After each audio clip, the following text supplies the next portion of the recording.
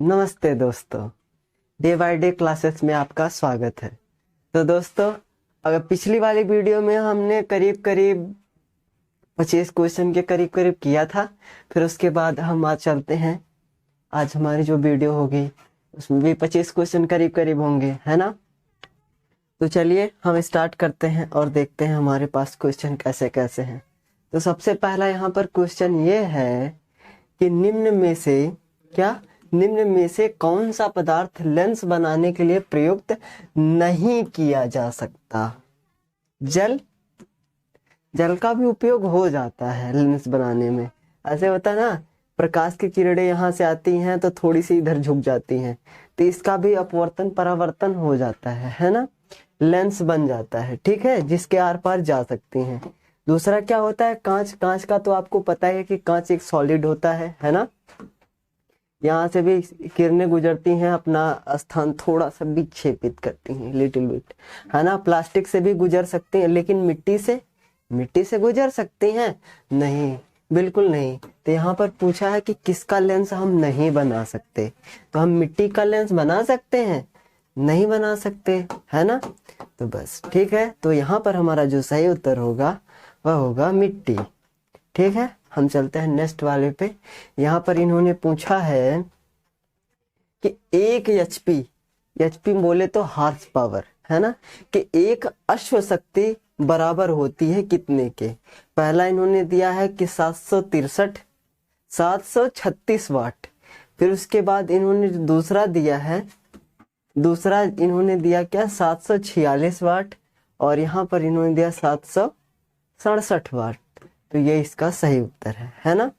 चलिए हम आगे बढ़ते हैं। तीसरा क्वेश्चन देखते हैं, प्रतिरोध का मात्रक, है ना। अब यहाँ पर हम देख लेते हैं कि प्रतिरोध का मात्रक जूल नहीं हो सकता, कि होता है जूल, नहीं होता जूल। ओम होता है प्रतिरोध का मात्रक। बोल्ट भी नहीं होता। इनमें से कोई नहीं, ये तो बिल्कुल नहीं हो सकता, है ना। तो यहाँ पर सही उत्तर ओम होगा, है ना। चलिए आगे हम चलते हैं।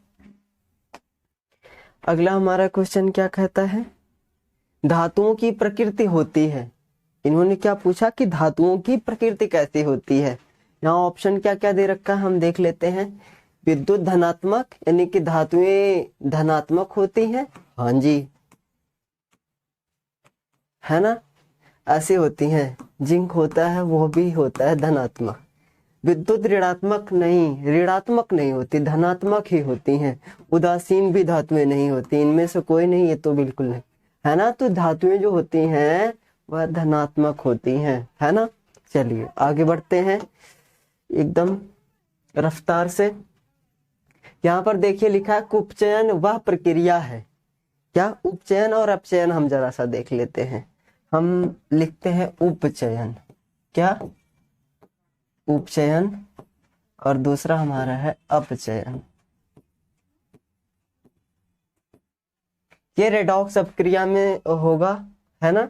तो यहाँ पर ऑक्सीजन का योग, जिसमें ऑक्सीजन जुड़ जाते हैं, ठीक है, जिनमें से हाइड्रोजन माइनस हो जाते हैं और इलेक्ट्रॉन जिसमें से निकल जाते हैं, ऐसे होते हैं उपचयन में ऑक्सीजन जुड़ते हैं, हाइड्रोजन निकल जाते हैं और इलेक्ट्रॉन भी निकल जाते हैं। लेकिन इसके जस्ट अपोजिट अपचयन में क्या होता है, ऑक्सीजन अपचयन में माइनस निकल जाता है, हाइड्रोजन जुड़ता है और साथ साथ इलेक्ट्रॉन भी जुड़ जाता है। इलेक्ट्रॉन जुड़ता है, यहाँ पर इलेक्ट्रॉन माइनस होता है। अब उपचयन में देख लो, याद रहे, ऑक्सीजन जुड़ता है और हाइड्रोजन और इलेक्ट्रॉन निकल जाता है, ठीक है। तो यहाँ पर देखिए कि उपचयन में इन्होंने पूछा है, तो ऑक्सीजन का योग, ऑक्सीजन, हाँ जी, ऑक्सीजन का योग होता है। फिर हाइड्रोजन का वियोग, हाँ, हाइड्रोजन निकलता है, वियोग भी हो गया। फिर इलेक्ट्रॉन का त्याग, हाँ जी, इलेक्ट्रॉन भी निकल जाता है। तो इसका मतलब यह तीनों सही है, तो इनमें से सभी, सीधी सी बात है ना। यह चीज आपको उपचयन और अपचयन थोड़ी कंफ्यूजन वाली है टॉपिक, मगर पढ़ लेना, क्योंकि एक नंबर की बात रहेगी, है ना। चलिए हम देखते हैं यहाँ पर किसी अपक्रिया में भाग लेने वाले पदार्थ कहलाते हैं, है ना। जैसे हमने मान लिया एक अपक्रिया लिख दिया, क्या बना ले, हमने Na लिया और Cl ले लिया, ठीक है, और हमने यहाँ पर बना लिया NaCl, ठीक है। अपक्रिया जैसे भी हो नॉर्मल से हम समझ लेते हैं। ये जो होते हैं इन्हें हम बोलते हैं अभिकारक। क्या बोलते हैं? अभिकारक बोलते हैं, ठीक है। और अभिकारक, दो अभिकारक जब मिलते हैं उनकी रिएक्शन होती है तो उसके बाद बनता है हमारा उत्पाद, यानी कि प्रोडक्ट, है ना, यही बनता है ना। तो अपक्रिया में भाग कौन ले रहा है? अभिकारक ले रहा है। तो यहाँ पर कहीं अभिकारक है, ऑक्सीकरण दे रखा है। ऑक्सीकरण मतलब कि ऑक्सीजन की उपस्थिति में जब कोई चीज जलती है तो उसे ऑक्सीकरण कहते हैं। यह तो एक रिएक्शन का नाम हो गया, ये तो नहीं होगा। अभिकारक है, रिएक्शन के जो इधर के साइड, एरो के इस साइड लिखे जाते हैं वह होते हैं अभिकारक। अपक्रिया में यही भाग लेते हैं और यह भाग लेकर उत्पाद का निर्माण करते हैं। समझ में आई बात? तो यहाँ पर अभिकारक। अवकारक है, यह भी पता नहीं क्या है, यह भी नहीं होगा। प्रतिफल, यह भी नहीं। प्रतिफल बोले तो उत्पाद की बात कर रहा है ये, तो उत्पाद तो अलग चीज है, यहाँ पर अभिकारक होगा, ठीक है। चलिए हम फटाफट आगे बढ़ते हैं और हमारा अगला क्वेश्चन देखते हैं कि क्या है। अगला क्वेश्चन इन्होंने क्या है किया, क्या है कि अभिक्रिया, अपक्रिया इन्होंने क्या लिखा है कि CuO प्लस H2, यहाँ पर एरो, यहाँ पर Cu को इन्होंने अलग किया और H2O बना दिया, ठीक है। तो ये पूछ क्या रहे हैं कि में किसका अपचयन हो रहा है। यहाँ पर एक एरो रहेगा, याद रहे अपचयन होता है ना। अपचयन इन्होंने पूछा है।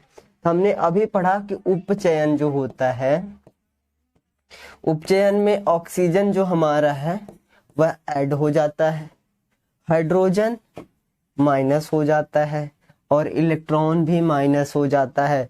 लेकिन अपचयन में इसका उल्टा होता है। अपचयन में होता क्या है कि ऑक्सीजन माइनस हो जाता है, हाइड्रोजन जुड़ जाता है, इलेक्ट्रॉन जुड़ जाता है ना भैया, याद रहे क्योंकि इंपॉर्टेंट है।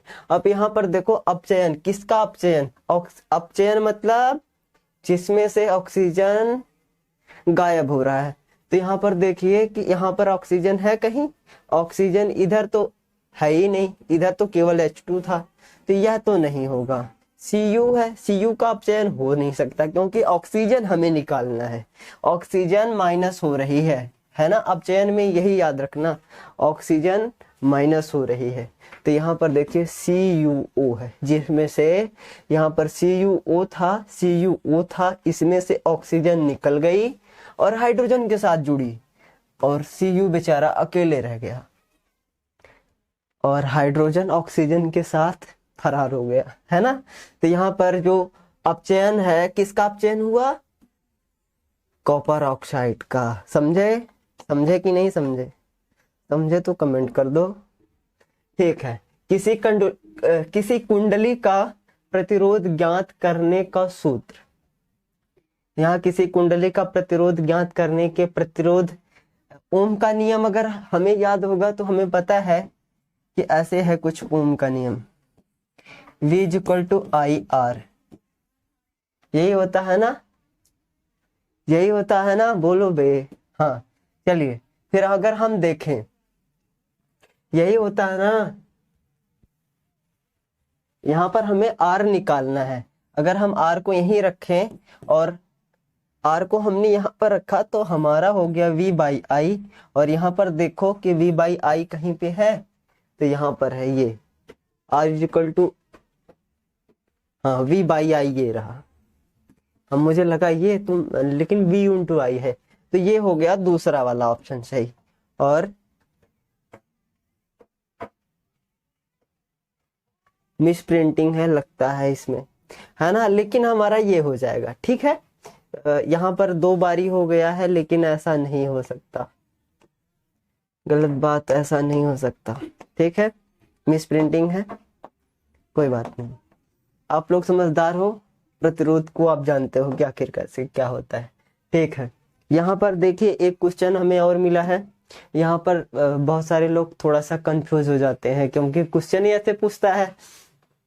इसने पूछा क्या है कि वास्तविक वस्तु का आभासी प्रतिबिंब बनता है, वस्तु का आभासी प्रतिबिंब बनता है।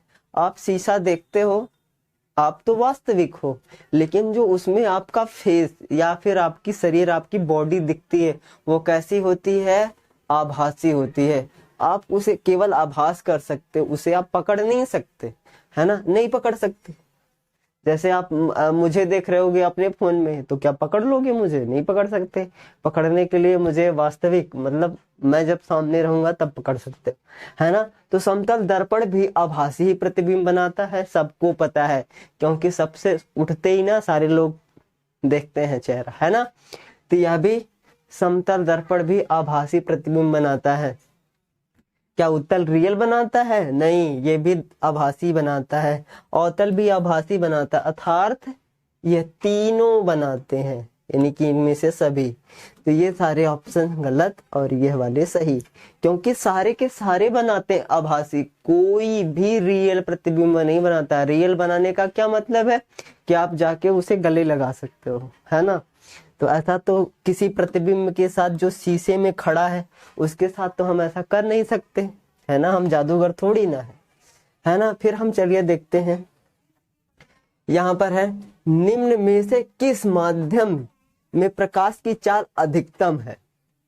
यहाँ पर इन्होंने ऑप्शन दिया हवा, दूसरा जल, शीशा, इनमें से सभी, है ना। तो देखते हैं कि जल में ना, जब प्रकाश की किरणें जल पे जाती हैं तो जल से थोड़ा सा अपना रास्ता थोड़ा सा चेंज करती हैं, और इनकी पानी में गति भी धीमी हो जाती है। फिर उसके बाद शीशे में भी धीमी हो जाती है, सॉलिड से होके गुजर जाना है ना। तो इसमें भी, इनमें से सभी नहीं भैया, प्रकाश की चाल सबसे ज्यादा अधिकतम जो होती है वह एयर में होती है, हवा में होती है सबसे ज्यादा। इसे एक नाम से और जानते हैं, निर्वात, ऐसे ही लिखते हैं ना, निर्वात ऐसे लिखते हैं, निर्वात, है ना। हवा या निर्वात में प्रकाश की चाल ऐसे है, ऐसे पूछा जाता है ना। तो निर्वात या हवा में प्रकाश की चाल सबसे अधिक होती है, सबसे ज्यादा, है ना। चलिए हम आगे बढ़ते हैं और देखते हैं कि निम्न में से कौन सा संबंध सत्य है। हमने अभी देखा था ना, हमने क्या देखा था, V equal to I R, है ना। यहाँ पर है कहीं, ये रहा, V equal to I R, ठीक है। तो ये हो गया सबसे सही, ओम के नियम के अनुसार, ठीक है। चलिए हम देखते हैं आगे,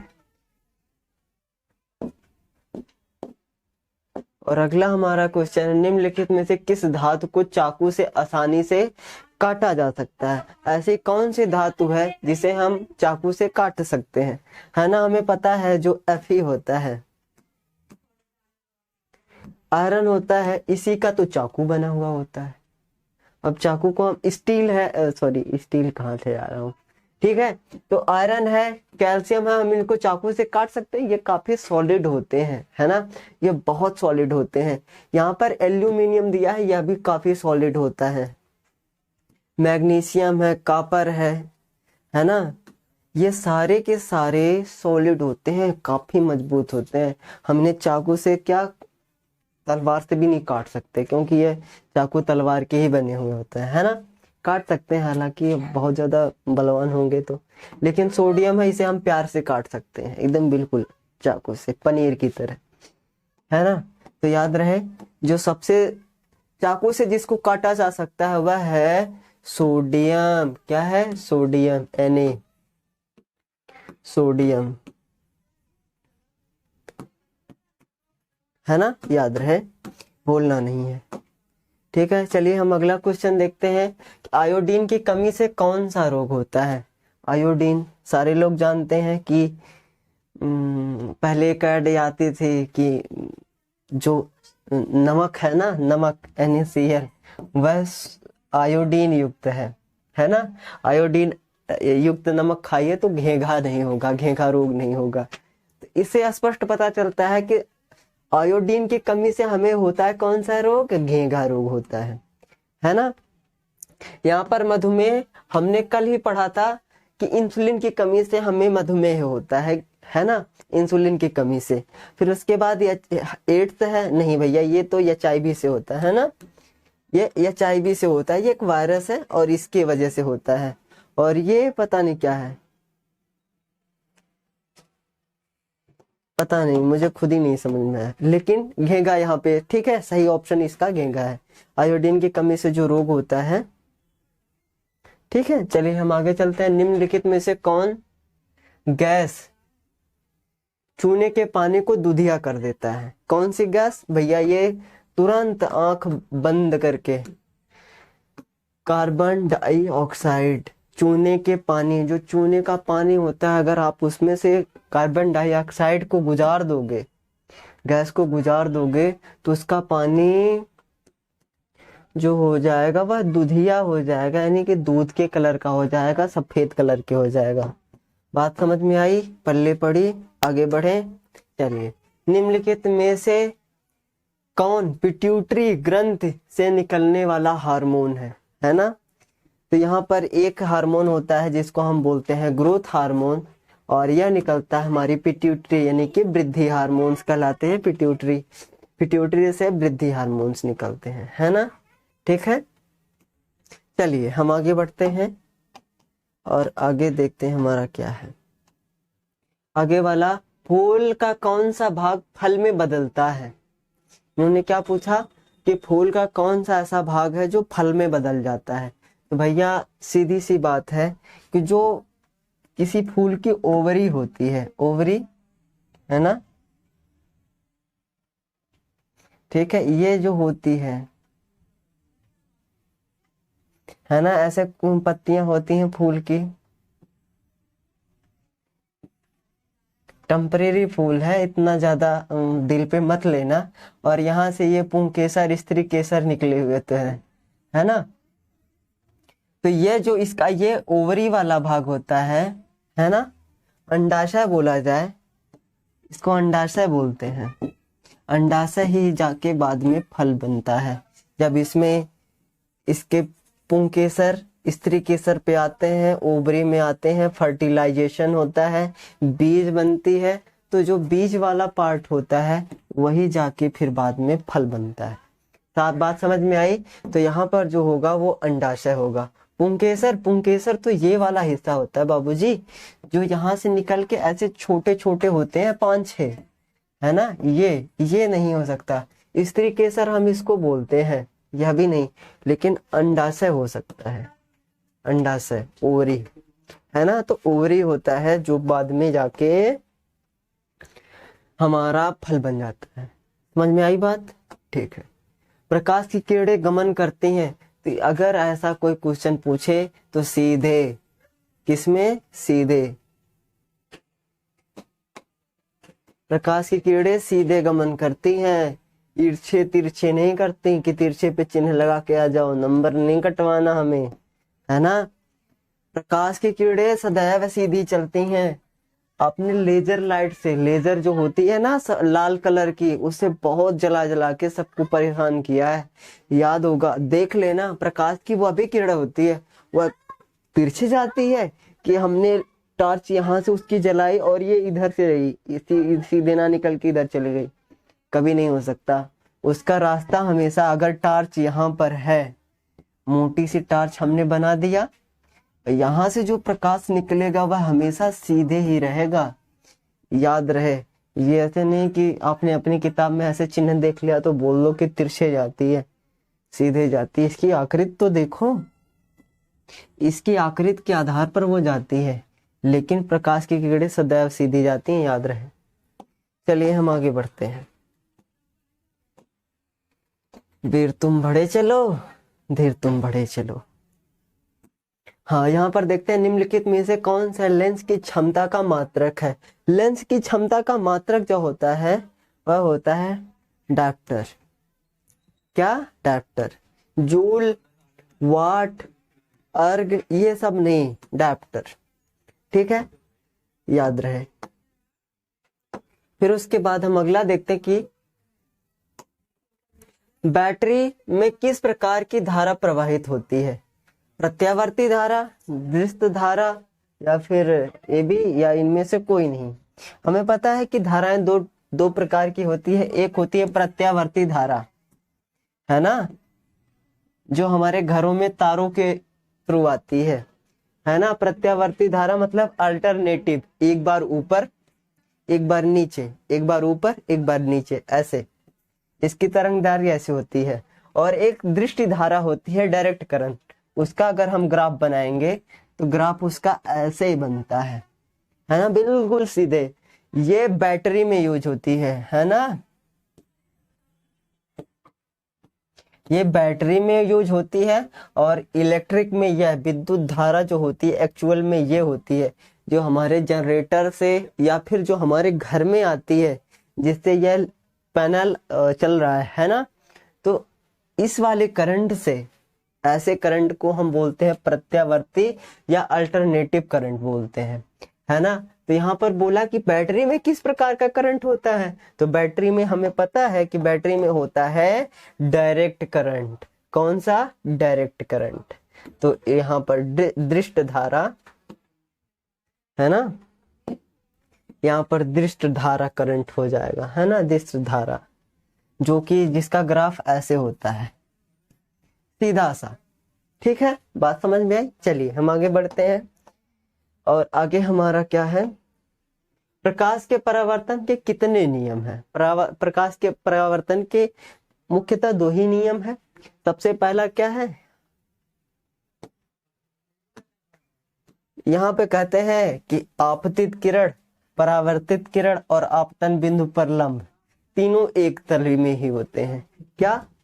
आपतित किरण, परावर्तित किरण और आपतन बिंदु पर लंब, यह तीनों एक तल में होते हैं। पहला नियम ये है। और फिर दूसरा ये बोलते हैं कि आपतन कोण और परावर्तन कोण दोनों आपस में बराबर होते हैं, है ना। I=R ये होता है। बस यही दो नियम होते हैं, है ना।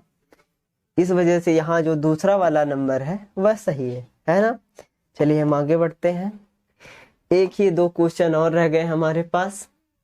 हाँ, यहाँ पर अंतिम वाला क्वेश्चन क्या कहता है, कहता है कि निम्नांकित में से कौन मलेरिया परजीवी है। मलेरिया किससे होता है यह पूछ रहा है। मलेरिया अगर किसी चीज से होता है जो परजीवी होता है, उसका यह होता है क्या, प्लाज्मोडियम।